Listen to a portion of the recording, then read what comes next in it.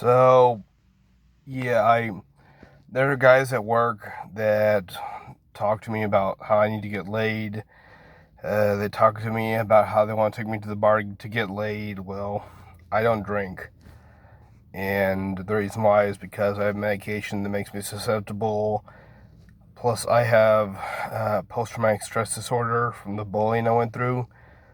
So, because of that, I'm more likely to have a dependency on alcohol. So, I have to be an adult. I have to make the mature decision not to drink.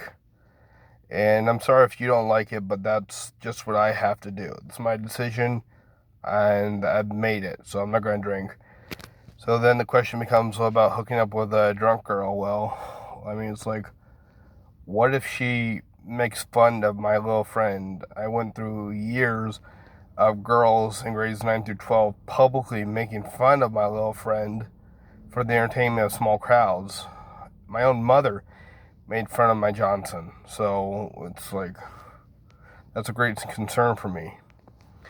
Then they mentioned possibly getting a prostitute. Well, the problem with that is I regularly donate platelets at the Red Cross, and platelets go to cancer patients, and they have a very short shelf life. Once they put the needle in you, they have 7 days to get to that person, and 2 of those days are taken up by testing. So that's really, really only 5 days to get to someone with a matching blood type. And what's especially bad about it is if you do have sexual contact with a prostitute, it's like, that's a 3-month deferral, assuming you were honest, because if you are not honest, you could give a sexually transmitted disease to someone with a weakened immune system. You could. And you might think, well, what if you wear a condom? Well, condoms aren't 100% effective. They're, 97% effective or something, but that's just for pregnancy. It's not for disease. There's no statistic for how effective they are preventing diseases. So, yeah, it's important to wear a condom, but, it's not 100% effective. So you really need to be honest if you do. You need to be honest with those questions asked the Red Cross. So let's say I am honest. That's an automatic 3-month deferral. And let's say if I do catch something like syphilis, well, that's an antibiotic regimen. So while I'm on the antibiotic regimen, I can't donate.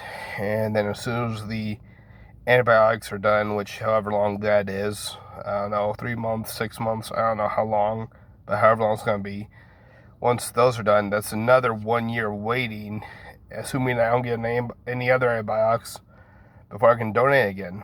So since you can donate every week, and they recommend every other week, and you can donate a maximum of 24 times a year, I believe they said.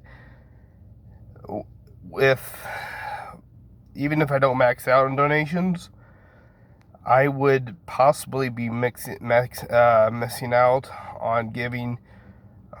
Throughout that period, if I do catch something, I could end up, denying cancer patients 20 plus treatments. Maybe more, because I give 2 units every time I donate. So, we're at 20 to 30 cancer treatments to patients just because I want a few minutes of pleasure.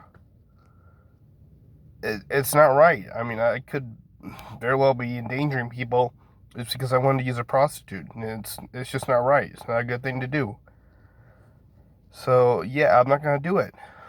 And even though people pressure me, I might have to say no. I'm going to have to stay an incel, and if I'm an incel, I'm an incel, but at least I'm saving lives. At least I'm out there giving platelets to people, because most people won't. There are people who won't because they don't want to stay in that chair for 2 or 3 hours. There are people that can't stay still for that long. There are people that don't have the time.